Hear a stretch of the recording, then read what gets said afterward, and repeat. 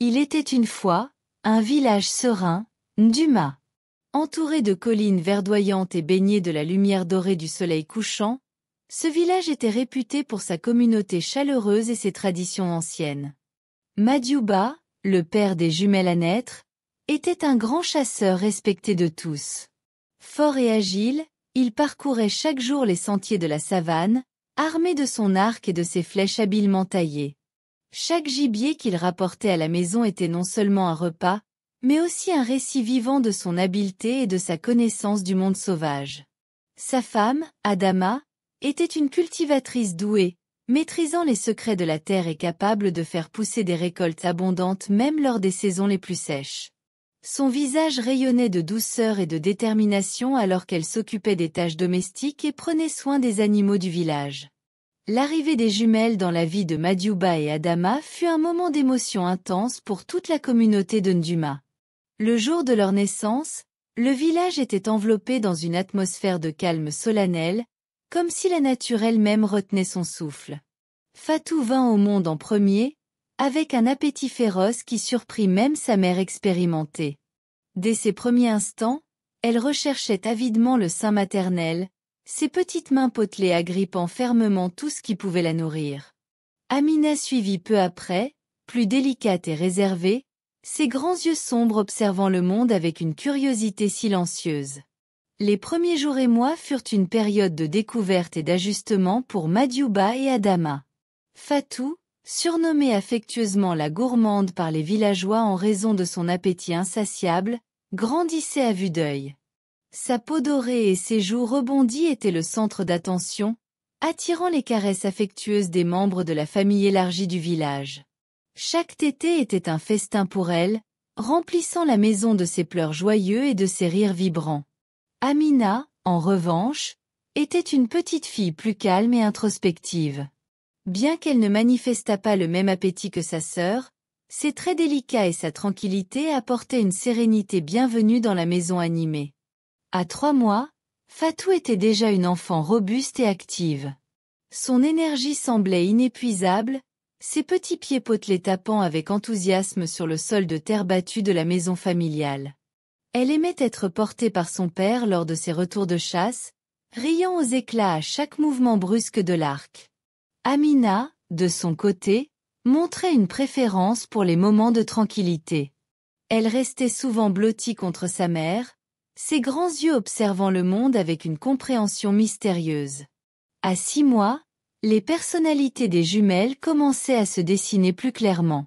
Fatou continuait de grandir de manière impressionnante, ses premiers pas incertains marquant le début d'une exploration constante de son environnement.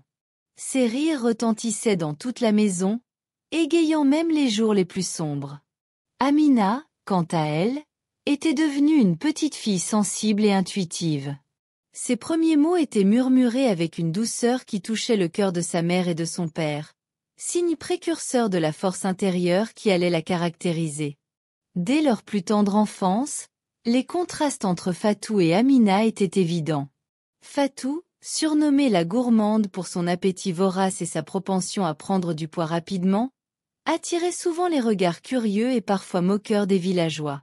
À 5 ans, elle était devenue une petite fille robuste et active. Malgré son amour pour les jeux en plein air et son désir de participer à toutes les activités du village, sa taille et son poids la ralentissaient parfois. Ses joues rebondies et ses petits bras potelés étaient souvent l'objet de caresses amusées et d'expressions de surprise. Amina, en revanche, était l'étourdie, un surnom donné non pas pour son manque d'intelligence, mais pour sa maigreur apparente qui intriguait et inquiétait souvent les femmes plus âgées du village. À 5 ans, elle était toujours aussi délicate et mince, mais ses yeux grands ouverts semblaient absorber le monde avec une intensité silencieuse. Sa beauté délicate et sa sensibilité attiraient souvent les éloges des adultes pour sa maturité précoce. Les premières années de Fatou et Amina furent marquées par leur relation fusionnelle. Fatou, toujours en mouvement et prête à défendre sa sœur cadette des taquineries parfois cruelles des autres enfants, formait avec Amina un duo inséparable. Elle partageait des moments de jeu sous le grand baobab, où Fatou racontait des histoires improvisées, et Amina écoutait avec un mélange de fascination et de réserve.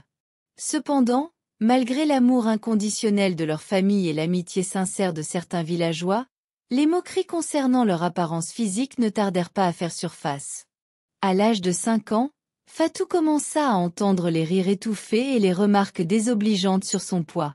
Certains enfants plus âgés se moquaient gentiment de la façon dont elle trébuchait en courant ou de la manière dont elle ne pouvait pas monter sur certains jeux.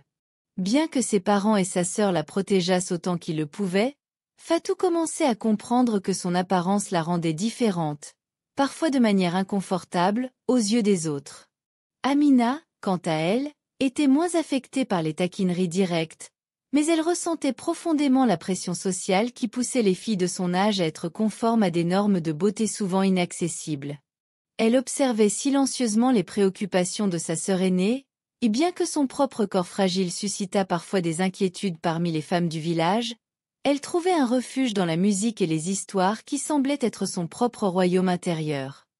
À 10 ans, Fatou était devenue une enfant joviale et énergique, aimant toujours participer à tous les jeux et activités du village. Sa personnalité rayonnante attirait l'attention partout où elle allait, mais sa taille imposante et son poids la rendaient souvent maladroite et essoufflée plus rapidement que les autres enfants.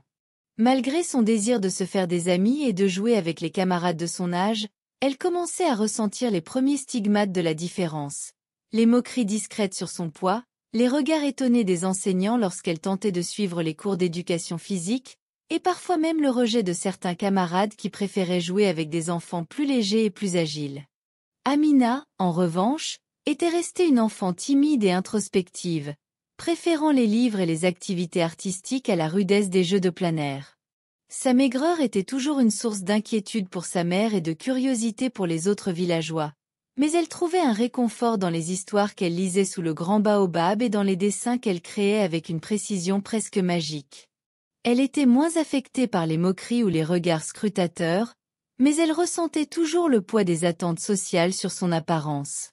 Les années à l'école primaire furent une période de découverte pour les jumelles. Fatou aimait l'école pour son atmosphère animée et les possibilités de socialisation, mais elle devait souvent faire face aux défis physiques qui résultaient de son poids. Elle se rappelait encore le jour où elle avait essayé de courir dans une course de relais, et avait vu les regards étonnés et les sourires moqueurs de certains camarades. Ces moments-là la faisaient se sentir différente et parfois seule, malgré l'amour inconditionnel de sa famille. Amina, de son côté, trouvait dans les études une échappatoire bienvenue aux tensions sociales. Elle excellait dans ses cours, attirant l'admiration de ses enseignants pour sa compréhension précoce des concepts et sa capacité à exprimer ses idées de manière concise et poétique. Cependant, elle observait parfois la popularité de sa sœur et ressentait une pointe de jalousie mêlée de compassion, sachant que Fatou traversait des épreuves qu'elle-même ne pouvait pas pleinement comprendre. Malgré les défis, les jumelles restaient liées par un lien indéfectible. Fatou protégeait toujours Amina avec une détermination sans faille, tandis qu'Amina apportait à sa sœur un soutien émotionnel et intellectuel qui dépassait de loin les simples jeux d'enfants. Le passage à l'adolescence avait apporté avec lui de nouveaux défis pour les jumelles Fatou et Amina. Madiouba et Adama, toujours aussi aimants, continuaient de les soutenir à travers les hauts et les bas de la vie, mais les pressions sociales et les moqueries de plus en plus fréquentes rendaient leur chemin vers l'âge adulte particulièrement difficile. À 13 ans, Fatou avait grandi en une jeune fille pleine de vie mais portant le poids des regards désapprobateurs et des commentaires blessants sur son corps. Surnommée la gourmande, elle trouvait parfois refuge dans la nourriture, cherchant du réconfort dans les saveurs familières qui semblaient temporairement éloigner la douleur émotionnelle. Les moqueries à l'école s'intensifiaient, des sifflements moqueurs dans les couloirs, des rires étouffés lorsqu'elle passait devant certains groupes d'élèves, des remarques acerbes qui la blessaient profondément. Parfois, Fatou se retrouvait seule dans les toilettes, les larmes coulant silencieusement sur ses joues alors qu'elle se demandait pourquoi elle était différente et pourquoi cela lui causait autant de peine. Amina, quant à elle, avait toujours été plus réservée et introspective. Elle avait espéré que ses traits délicats et son esprit brillant attiraient plus de respect et de compréhension, mais elle se rendait compte de plus en plus que son apparence fragile continuait à susciter des regards curieux et parfois méprisants. Malgré ses tentatives pour se fondre dans la foule, elle se retrouvait souvent isolée, se réfugiant dans les livres et les dessins pour échapper à la dure réalité de la vie au lycée. Les moqueries indirectes et les regards condescendants la blessaient aussi, bien qu'elle essayât de les dissimuler derrière un masque d'indifférence. Les jumelles traversaient cette période difficile ensemble, mais souvent dans leur propre monde de douleur et d'isolement. Fatou, incapable de comprendre pourquoi son amour pour la nourriture attisait tant de mépris, continuait à se réfugier dans les aliments pour noyer son chagrin. Elle mangeait parfois en cachette, loin des regards accusateurs, mais chaque bouchée semblait accroître le poids de sa souffrance intérieure. Amina, de son côté, tentait de compenser sa maigreur en mangeant davantage, mais chaque tentative était vaine, ne faisant qu'accroître sa frustration et son sentiment d'inadéquation. Les moments de complicité entre les jumelles étaient rares mais précieux. Parfois, elles se retrouvaient le soir sous le grand baobab, partageant leurs peines et leurs espoirs pour un avenir où elles pourraient enfin être acceptées telle qu'elle était. Fatou pleurait souvent dans les bras d'Amina, exprimant sa frustration et sa douleur face à l'injustice de leur situation. Amina, à son tour, offrait à sa sœur des mots de réconfort et d'encouragement, bien qu'elle-même luttait contre ses propres démons intérieurs. Au collège, la vie des jumelles était devenue un véritable enfer. Les rires moqueurs et les commentaires cruels semblaient les suivre partout, les rendant hésitantes à chaque pas qu'elles faisaient. Les tentatives de trouver des amis se soldaient souvent par des déceptions amères, les autres élèves préférant se tenir à l'écart plutôt que de risquer d'être associées à celles qui étaient différentes. Amina, dans son désir de trouver un moyen de s'intégrer, avait commencé à maigrir davantage, privilégiant parfois l'isolement pour éviter les regards méprisants. Elle se regardait parfois dans le miroir, ses joues creuses et ses bras fins lui rappelant cruellement combien elle était différente des autres filles de son âge. Les larmes coulaient souvent sur ses joues le soir, lorsque le poids de la solitude et de l'incompréhension devenait trop lourd à porter. Fatou, de son côté, continuait à manger pour trouver du réconfort, mais chaque repas devenait un combat intérieur entre le désir de satisfaction immédiate et la douleur persistante de ne pas être acceptée. Les jumelles se serraient mutuellement dans leurs bras, cherchant un refuge dans leur amour fraternel face à un monde qui semblait souvent les rejeter. Elles se promettaient silencieusement de rester fortes ensemble, espérant un jour trouver un endroit où leurs différences seraient non seulement acceptées mais aussi célébrées. À 18 ans, Fatou avait grandi en une jeune femme au cœur brisé et à la confiance ébranlée. Surnommée l'obèse ou Apouchou, elle se battait toujours avec son poids, trouvant parfois refuge dans la nourriture pour apaiser ses émotions tourmentées. Les moqueries étaient omniprésentes, des rires étouffés dans les couloirs, des regards désapprobateurs lorsqu'elle prenait place en classe, et même des commentaires cruels glissés dans son dos. Fatou était souvent confrontée à des situations humiliantes, comme lorsque certains élèves lançaient des blagues grossières sur son apparence ou refusaient de s'asseoir à côté d'elle en cours. Les garçons, quant à eux, la regardaient rarement comme une option romantique, préférant courtiser les filles dont le physique répondait aux normes populaires. Amina, quant à elle, avait continué à maigrir de manière inquiétante, cherchant désespérément à s'intégrer malgré les préjugés contre son corps mince. Surnommée l'anorexique ou skinny, elle semblait presque fragile, ses traits délicats et sa silhouette légère attirant encore plus d'attention non désirée. Elle essayait souvent de se fondre dans le décor, mais les regards condescendants et les remarques acerbes sur sa maigreur persistaient, la laissant souvent se sentir incomprise et rejetée. Les garçons, distants et méfiants, semblaient la considérer comme trop différente pour être envisagée comme petite amie potentielle. Les jumelles traversaient cette période sombre ensemble, mais souvent dans un silence douloureux. Fatou se confiait parfois à Amina dans les moments de désespoir, partageant ses peines et sa rage contre ceux qui semblaient la juger sans pitié. Amina, de son côté, tentait de soutenir sa sœur tout en luttant contre ses propres sentiments d'isolement et de désespoir. Au lycée, chaque jour était un défi pour les jumelles. Les tentatives pour se faire accepter se soldaient souvent par des rejets douloureux, les autres élèves préférant garder leur distance plutôt que de risquer d'être associés à celles qui étaient perçues comme différentes. Les moments de bonheur étaient rares et précieux, souvent trouvés dans leurs moments de complicité sous le grand baobab, où elles partageaient leurs rêves brisés et leurs espoirs pour un avenir où elles pourraient enfin être acceptées pour qui elles étaient vraiment. Malgré les défis, les jumelles puisaient leurs forces l'une dans l'autre, espérant un jour trouver un chemin vers la reconnaissance et l'acceptation, non seulement des autres mais surtout d'elles-mêmes. Des années plus tard, à l'université, Fatou et Amina avaient vécu des années de lutte contre les moqueries et les jugements. Mais un incident inattendu allait changer le cours de leur vie. Pour Fatou, le déclic était survenu un jour alors qu'elle marchait seule sur le campus. Son téléphone était tombé par terre, et lorsqu'elle avait essayé de se baisser pour le ramasser, elle avait été frappée par une dure réalité. Son poids l'empêchait physiquement de se pencher assez bas pour atteindre l'objet. Cette prise de conscience brutale l'avait secouée au plus profond d'elle-même. Elle s'était retrouvée là, vulnérable et impuissante, réalisant pour la première fois à quel point son poids affectait sa vie quotidienne de manière tangible et humiliante. Cet incident avait été comme un électrochoc pour Fatou.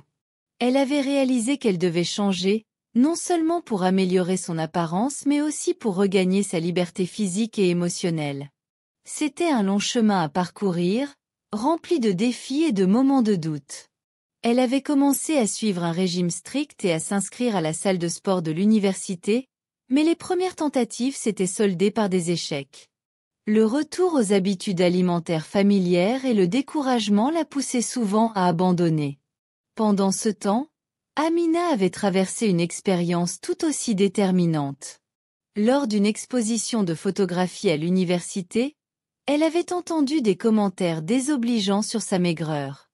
Des voix murmuraient sur son passage, se moquant de son physique et la réduisant à un simple objet de curiosité. Ces mots avaient pénétré profondément dans son cœur déjà fragile, faisant ressurgir toutes les insécurités qu'elle avait tenté de surmonter. Amina s'était retrouvée seule dans sa chambre cette nuit-là, les larmes coulant silencieusement sur ses joues. Elle avait réalisé qu'elle devait se défendre, non seulement contre les critiques extérieures mais aussi contre ses propres doutes et peurs.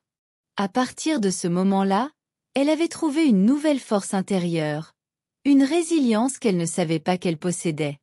Ensemble, Fatou et Amina avaient commencé à surmonter leurs obstacles. Elles avaient trouvé du soutien auprès de leurs amis et de leur famille, créant un réseau de soutien qui les encourageait à chaque étape de leur voyage vers l'acceptation de soi. Les mois avaient passé, marqués par des hauts et des bas. Fatou avait lentement transformé son régime alimentaire, remplaçant les excès par des choix plus sains et équilibrés. Elle avait découvert une nouvelle passion pour le fitness, non seulement pour perdre du poids mais aussi pour retrouver une énergie et une vitalité qu'elle n'avait pas connues depuis longtemps. Elle avait connu des rechutes, des moments où les vieux schémas revenaient la hanter, mais chaque fois, elle se relevait plus forte, avec une détermination renouvelée. Amina, de son côté, avait trouvé la paix intérieure en acceptant sa propre beauté et en utilisant ses talents artistiques pour inspirer les autres. Elle avait appris à se protéger des critiques extérieures, se rappelant que sa valeur ne dépendait pas de l'opinion des autres mais de son propre amour-propre.